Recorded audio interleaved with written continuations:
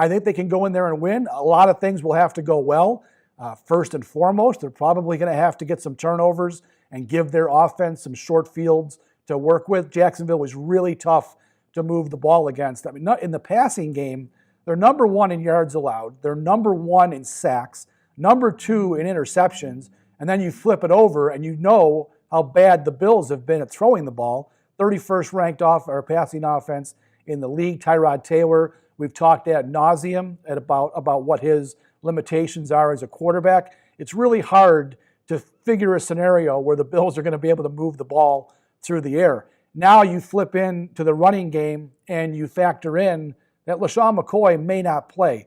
I think there's a chance he'll be out there. He left practice this morning at Buffalo. I was looking at my Twitter feed, and he was out for the stretching portion, but he went right into the locker room, actually the trainer's room, as soon as the media was able to come in and watch for the 10 or 15 minutes we get. So it doesn't look good for McCoy. He'll be a game time decision. I can see a scenario where maybe they try to get him to play, and he's just going to be limited and not able to be LeSean McCoy.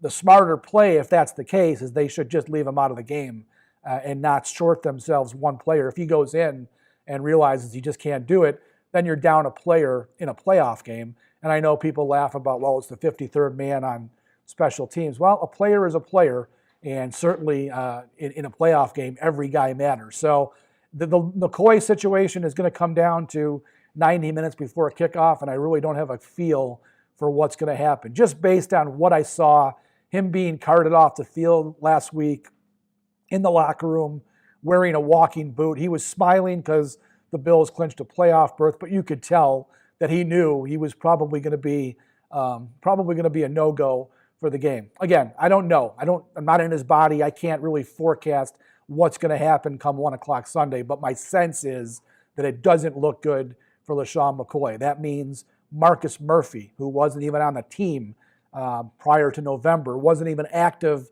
on the 53-man roster until last week, may have to be the go-to running back in this game.